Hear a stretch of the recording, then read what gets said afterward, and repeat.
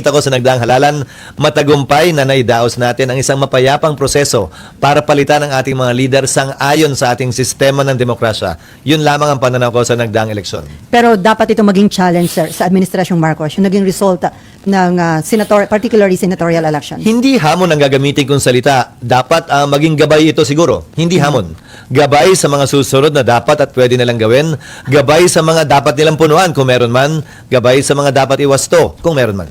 Sir, ngayong klaro na kung ano yung magiging bagong composition ng Congress sa ilalim ng 20th Congress, may nagsasabi na lalakas daw ang tsansa ni BP na ma-acquit sa impeachment.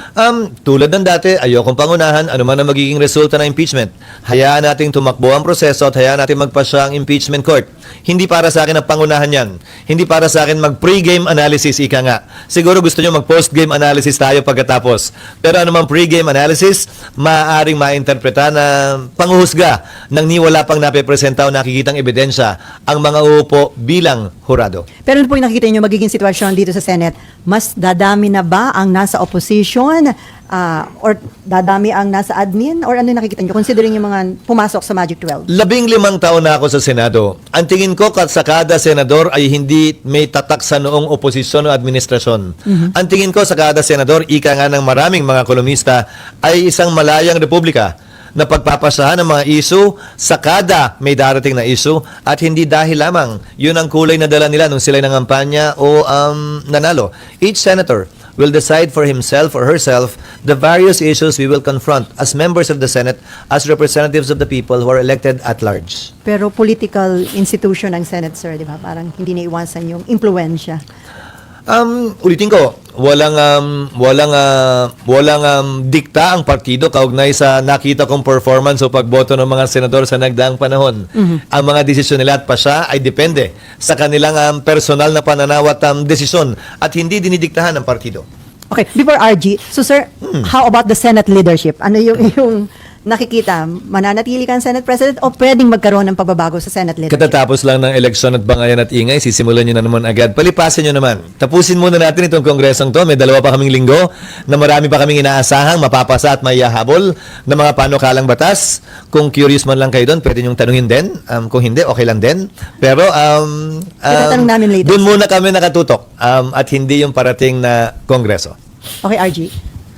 Balikan ko lang yung kasi babalikan ka pa ron? Yes, outside of the impeachment process, syempre may mga natural allies based on the personalities and the principles of the incoming 20th Congress senator. So, ano sa tingin mo yung magiging itsura? Sino-sino sa tingin mo yung mga magkakasama based on their natural alliances, based on their natural principles? I will not prejudge nor predispose what each senator elected or already serving would be doing once the impeachment court convenes.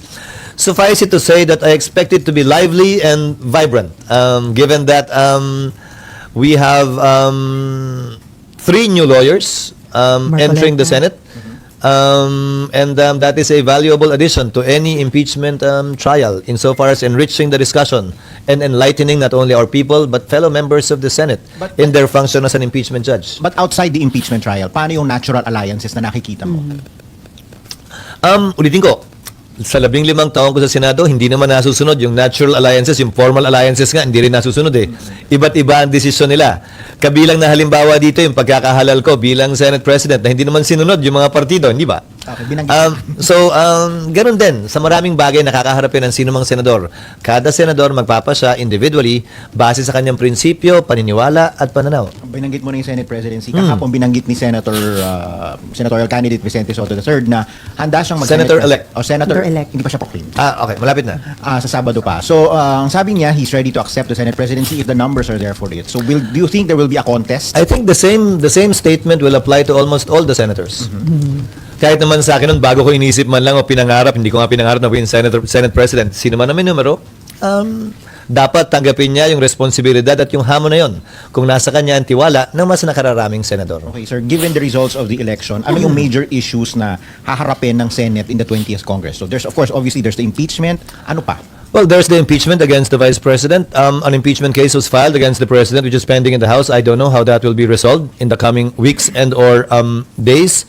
Nandyan yung mga panukalang batas na hindi namin mapapasa sa susunod na 2 linggo na kailangan pa rin bigyan ng pansin at tutukan sa susunod na tatlong taon.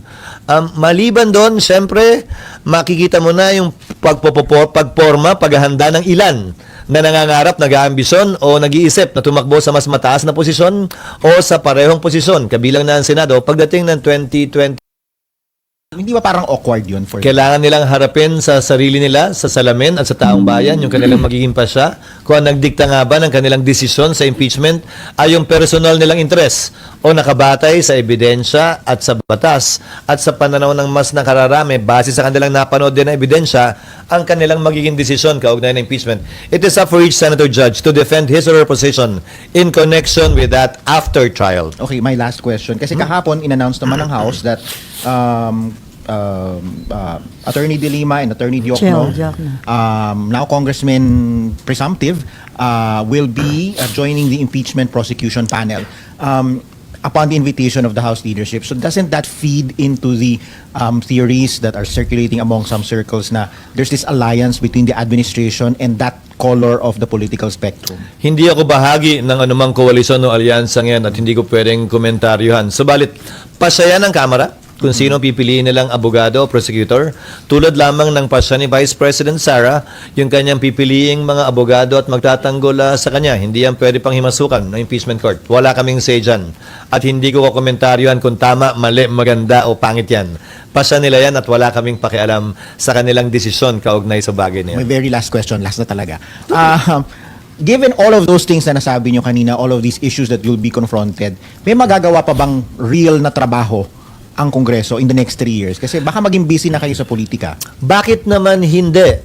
Buwang paniniwala ko na sa kabila ng impeachment, kaya inaayos namin yung schedule, ay meron pa rin kaming mapapasang mga makabuluhang panukalang batas.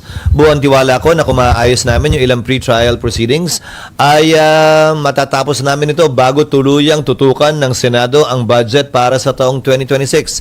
Hopefully, we can wrap this up before we go on recess in October.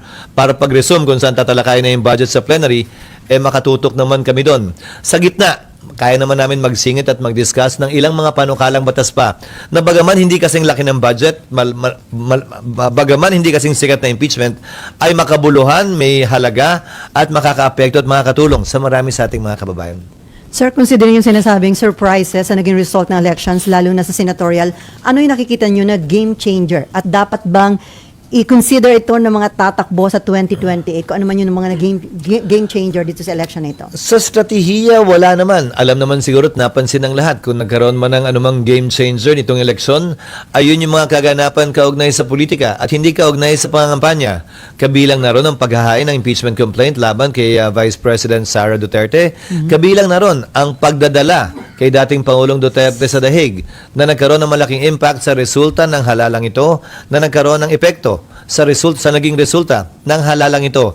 Nakita naman natin yun sa surveys at nakita natin din yun sa resulta ng halalan. Pero sabi nyo ba, ito daw Gen Z at Millennials, isa rin dun sa game changer dahil talagang actively nag-participate sila dito sa election. Hindi naman siguro tamang sabihin natin ngayon lang sila actively nag-participate sa halalan. Dahil kung susuriin na titingnan nyo, bagaman mataas yung turnout, 80% di umano ayon sa PPCRV, bagaman hindi pa pinal, ay medyo bumaba yung threshold sa mga bumoto sa pagkasenador. Sabi ng lahat ng survey, base sa tinaas ng bilang ng botante, dapat minimum ay 15 million para makapasok sa Magic 12.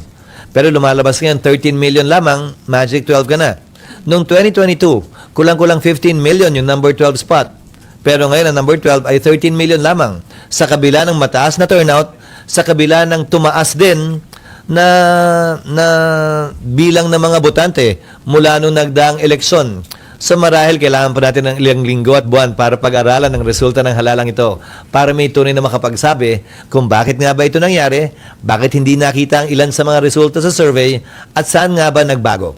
Considering yung mga ibinoto, sir, ng tao, nakita mo ba na nagmamature na yung mga voters? Bawat eleksyon ay pagkakataon para magkaroon ng mas maliwanag na pananaw ang ating mga kababayan. Pero tandaan nyo, kada taon din may nagdi-18 anyos. So kada taon merong may bagong botanteng pumapasok sa list of voters natin. Kada taon naniniwala ako na papunta tayo dun sa panahon na ang botante ay tunay na makikita ang kapangyarihan ng kanilang balota. Nakapangyarihan ng taong bayan pumili kung sino ang nararapat talaga at na hindi totoong wala silang boses para baguhin ang kanilang sariling bansa, bagaman ordinaryong registered voter at ordinaryong Pilipino lamang sila. Okay, Nympha. Andiyan si Nympha. Nympha Invalid po. Sir, sabi niyo po, Sir, tawag mo. Sir, sabi niyo po dati, ay pinapayuhan niyo po dati yung mga senador tsaka mga incoming senators na wag magkomento sa impeachment. Pero yung iba po sa mga paparating nating na mga bagong senador ay inendorso mismo ni VP Sara. Will that affect the impeachment trial? Well, hindi sila yung nagsalita. Inendorso kamo sila ni VP Sara pero hindi mismo galing sa kanila. So, patuloy ang aking magiging panawagan sa lahat na nakaupo at marahil papasok din ang mga senador, presumptive senators, ika nga, na ayon sa rules, sana iwasan nila na magbigay ng categorical na mga posisyon o sagot kaugnay nito hanggat hindi pa nagsisimula ang trial at wala pa naman silang nakikitang mga ebidensya, pabor o kontra sa nasasakdal na si VP Sara. Magiging factor ba yun, yung ginawang endorsement sa kanila, sa kanilang magiging decision? Sila lamang siguro ang makakasagot noon at hindi ako. But Mas historically, maganda sir, silang matanong kung sakasakali. sir, non-issue na ba? Historically, hindi. Dahil nakita nyo naman siguro sa social media na nagbago-bago ng posisyon yung mga in-endorse dati, kinakalaban nila ngayon yung mga nag-endorse sa kanila dati, yung kalaban nila dati, kakampinan nila ngayon. So, kung pagbabasihan ko ay kasaysayan, hindi ng mga partikular na senador, kasaysayan sa larangan ng politika ng ating bansa. Nakikita natin nagbabago-bago yon. So, hindi iiral yung utang na loob yung sinasabing payback time. Hindi ko sinasabing hindi iiral, pero again, each to each his own. Nagbabago yan sa kada sitwasyon at sa kada tao. At hindi para sa akin na sabihin ganito yan o ganyan yan. Mas maganda sila ang tanungin ninyo dahil sila naman yung nasa sitwasyong yun. So, sir, 100% sure na ba na magpapatuloy itong impeachment trial sa 20th Congress? Non-issue na ba yun na pwedeng ituloy? Kung nasimulan ito ng 19, pwedeng ituloy sa 20th Congress? Yun ang gagawin ng Senado kung hindi sang-ayon doon ang kampo ni VP Sara halimbawa, may karapatan silang iakyat yan sa Korte Suprema. In fact, may pending case pa sila doon na hindi pa ina-actionan ng Korte Suprema. Pero hindi lang yun, hindi naman din nag-issue ng temporary restraining order o mandamos ang Korte Suprema para kami magpatuloy o hindi magpatuloy. So, gagawin ng Senado yung kanyang constitutional mandate kung wala namang utos o kautusan mula sa Korte Suprema na laban dito. But, sir, the impeachment court can also make its own decision if the trial, Yes. if there's going to be a trial or not. Definitely yes. And the aggrieved party, if at all, on the reverse naman, can question that before the Supreme Court. It's not just the Supreme Court's decision. It can also be your decision. Ultimately, it will be the Supreme Court's decision. But the Senate can decide on it one way or the other. Yes. Both as a Senate and as an impeachment court. Pero ulitin ko lang, ang pinagbabasihan lang naman namin ay yung Senate Electoral Tribunal na binubuo pa nga ng mga maestrado ng Korte Suprema at miyembro ng Senado, tumatawid ng Kongreso para ipagpatuloy ang pagdinig ng kaso. Nagbabago din yung mga miyembro ng Senado, nagpalit ng Kongreso, pero dahil yung kino-questioning term ay 6 na taon nung senador na pinrotesta, patuloy lamang yun sa mga susunod na Kongreso at hindi siya automatically dismissed. So, sir, kumusta na yung status ng impeachment rules? Maraming panukala kaming natanggap, hindi lamang mula sa legal team, pero mula din sa iba't ibang senador nitong nagdaang recess, lalo na mula dun sa mga hindi tumatakbo.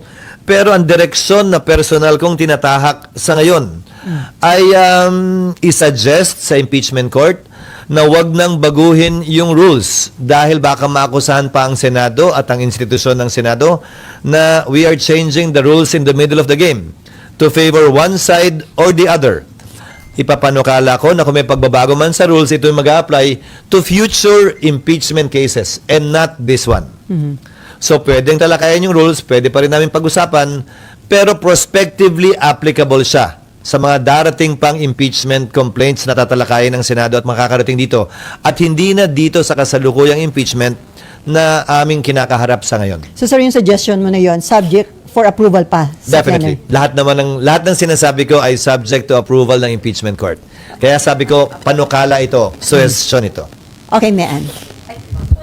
SP yung sa TRO ng SC. So, ibig sabihin, pag maglabas sila ng desisyon, pwedeng hindi matuloy yung impeachment. Di ba sabi niyo, sir, dati, sarili yung desisyon yun? Magdedesisyon ng impeachment court kung susundin o hindi.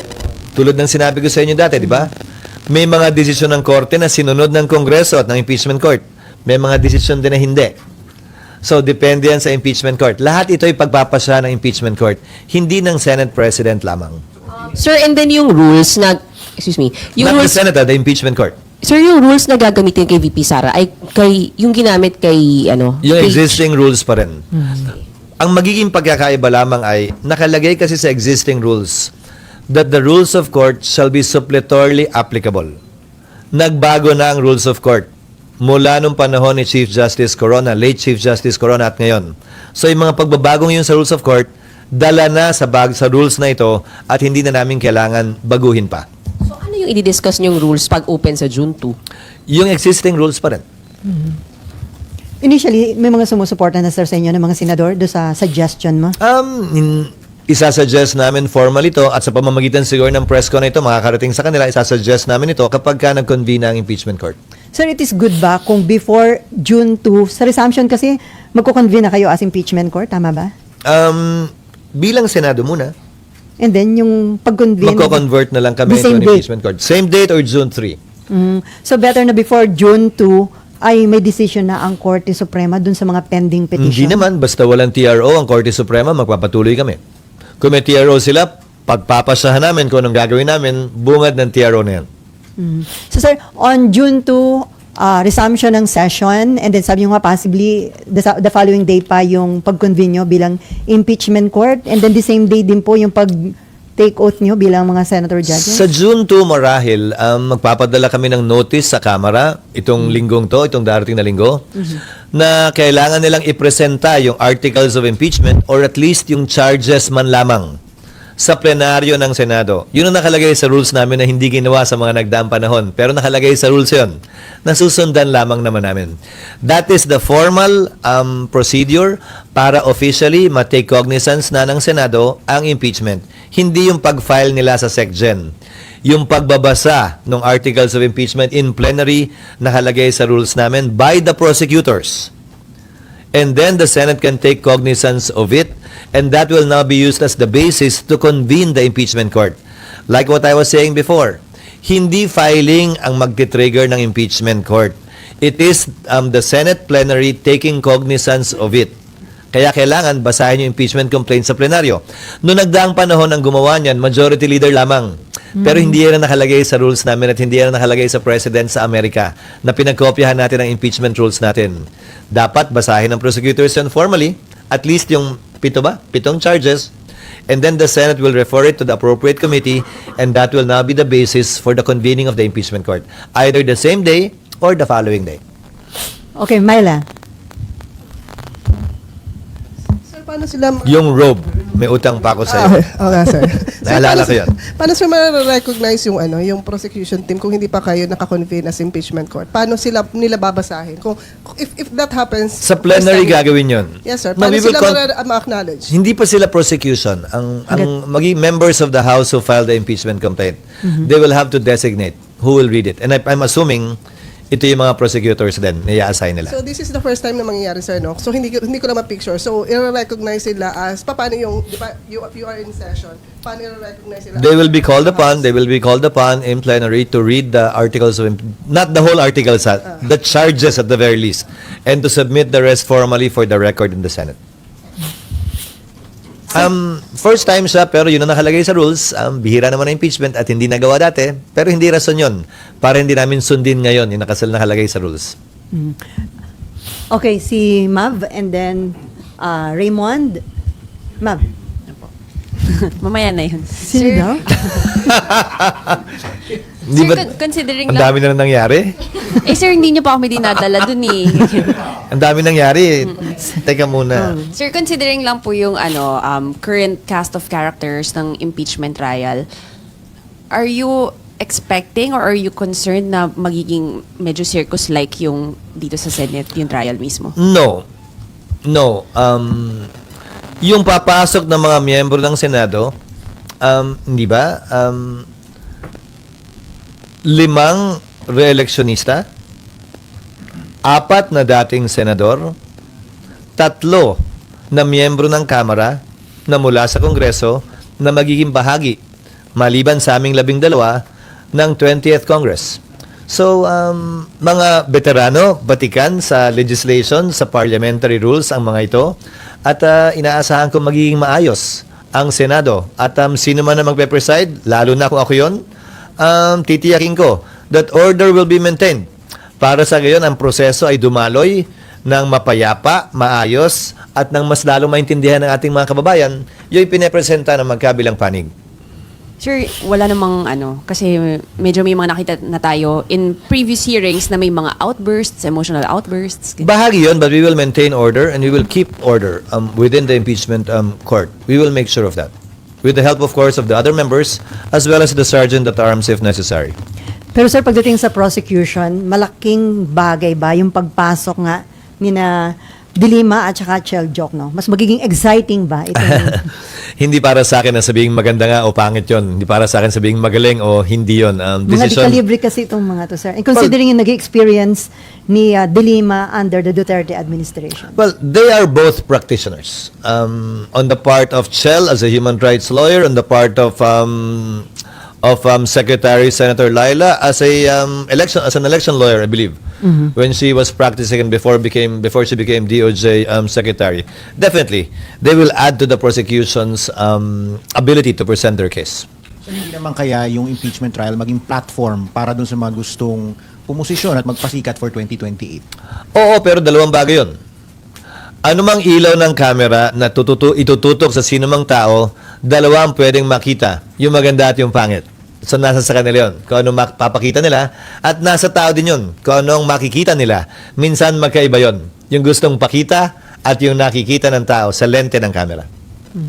Si Senate, Raymond, si Senate President Pro Tempore Jingo Estrada sa interview namin is hoping na manatili kayong Senate President dahil maganda daw na abogado yung magiging presiding officer sa impeachment court.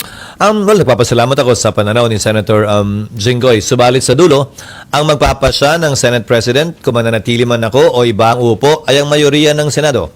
Sang-ayon sa rules ng Senado, magpapatuloy ang Senate President kung hindi na-graduate katulad ng sitwasyon ngayon at mababago lamang yan kapag kami nagpresenta ng higit sa mayoriyang boto kapag nag-resume ang Senado.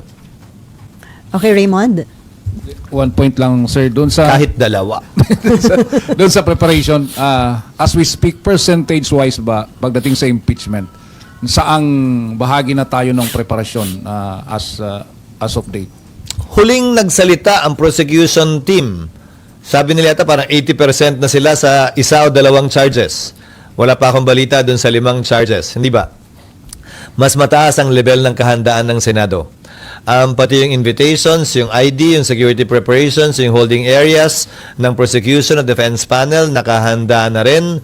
Hanggang sa detalye ng parkingan nila, hinanda na rin namin at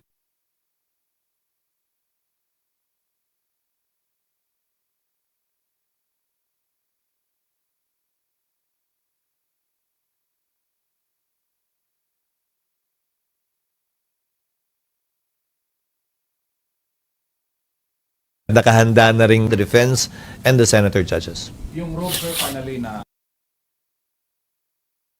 napag-usapan. Napatahina. Alam ko napatahina at nasukatan na kung hindi ako nagkakamali lahat o maliban sa isa. Kaugnay na may mga nangangampanya kasi hindi pa naman nakuha. Nakuna ng sukat. Pero ready na yung mga ginaya lang naman yung dati. Sir, yung room assignment, finalized na. May inassign na kami sa prosecution. Nag-inspect na yata ang ilang miyembro ng Kamara, yung kanilang mga staff. Sa panig ni Vice President Sara, binigyan din namin sila ng notice kaugnay sa karapatan nila at oportunidad mag-inspeksyon. Pero tinanggihan nila ito. at sinabing may pending petition pa daw sila, kaya buong galang, sabi nila, na hindi muna nila i-inspeksyonan yung kwartong yon hanggat wala pa daw pa siya ang Korte Suprema na tinatanggap at ginagalang ko. That is their prerogative and their option. Okay, sir, may patanong si Nimpa. Sabi niya, Nimpa ano? Ravelo. Hoping ka daw ba na ma-retain mo yung pagiging Senate President? Ilalaban mo daw ba at makukuha niya kaya ang kinakailangan boto? It's not a question of hoping, it's a question of reality. Ulitin ko, ang Senate President dapat may kumpiyansa ng mahigit na mayoriya ng Senado. 13 at higit pa. Pwedeng mangyari at maganap yan sa sino mang Senate President, kabilang ako, basta may sesyon. Dapat maliwanag yan sa bawat isa sa amin. Senate President man o hindi, nangangarap man o hindi. So, sir, Amayla. Sir, ano nga lang, purso ko na lang, sir, yun. So, since may open declaration na, sir, Is the second demotion mo yan? since may open declaration si Senator Soto na willing siya to accept, for as long as may number siya na 13, wala ba, sir, effect sa iyo? Walang dating? Wala kang paghahanda? Uulitin ko, Myla, yung sinabi ko kanina. Ikaw naman nagpapainit ka na naman. Parang hawakan mo yung tenga yung sinasabi mo ganyan. Walang ganyanan. Sir, it's all reality, sir, 24 senators, I think that way. Sino man sa amin, kabilang si Senator Soto, ang may bilang, hindi niya dapat talikuran yung responsibilidad at yung hamon na yon na binibigay na kumpiyansa ng mayoriya ng mga senador sa taong yon. So, hindi unique yung posisyong yon. Posisyon yan, naniniwala ako. Pananaw yan, naniniwala ako. At paninindigan dapat yan, naniniwala ako, ng bawat senador. Dahil wala namang qualification ng Senate President. Ang qualification lamang, dapat miyembro ka ng Senado.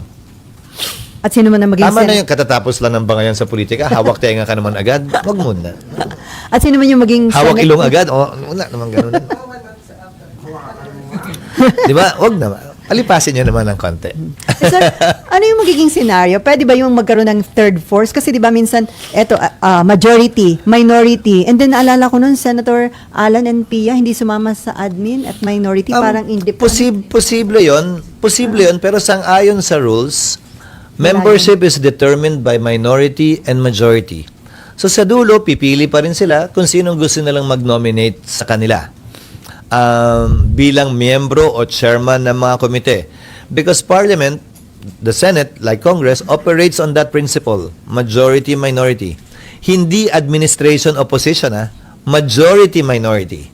Majority-minority simply defined as you voted for the winning Senate President, you're with the majority. You voted or did not vote for the winning Senate President, or you voted for another person, then you belong to the minority. It has nothing to do with administration opposition. May nakita na akong pagkakataon na baliktad yon. Yung majority, opposition, at yung minority, kakampi ng administrasyon. Posible yun, ha? Possible yan na mangyari this. Posible naman yun. Noong panahon ni GMA. Noong panahon ni dating Pangulong Estrada, di ba? Noong nagkabotohan, nagpalit din. Naalala nyo yung Kongreso? Nagpalit din ng speaker. O yung speaker, naging anti-administration, di ba? Tapos nagpalit ng ilang ulit. So, depende. Again, majority means you voted for the winning speaker or Senate President. Minority means you did not vote for him or voted for someone else, which is totally separate and distinct from being opposition or administration in relation to the sitting government. So, sir, asahan na magkakaroon ng changes sa committee, chairmanship. Pag ba ganun, maraming mga naglalabi para doon sa mga committee na gusto nilang makuha. Naglalabi lang naman kapag klaro na kung sino mananalo. Hindi ka naman maglalabi pag hindi. So, Hindi mo alam kung sino yung... pag klaro na, may nabuo ng mayoriya, doon na pag-uusapan yung komite. Pero syempre, kung sino man ang incumbent na may kasalukuyang hinahawakan na komite, syempre, may paggalang na binibigay doon kung bahagi pa rin sila ng mayoriya. Okay, Amor. Ano po yung impact or implications kapag gano'n na yung majority ay hindi allied with the president in terms of our relationship ng legislative and executive? Mahirap po May ba? hirapan ba? Hindi naman sa mahihirapan, pero siguro mas malaking panahon ang kailangan gugulin para kumbinsihin yung mayoriyang yon sa Kamara man o sa Senado. I believe we're all mature enough and should work together insofar as what is good for the country and our people. Hindi naman porkit opposition, no ka na lang ng no, kahit naman tama na yung pinapanukala ng gobyerno. Hindi naman porkit administrasyon ay yes ka na lang ng yes, kahit na mali na yung ginagawa ng gobyerno. I think we've outgrown that. I think we're bigger than that. I think we can work beyond that. and can see what is best for our people as we should. Yun naman yung sinumpaan namin tungkulin.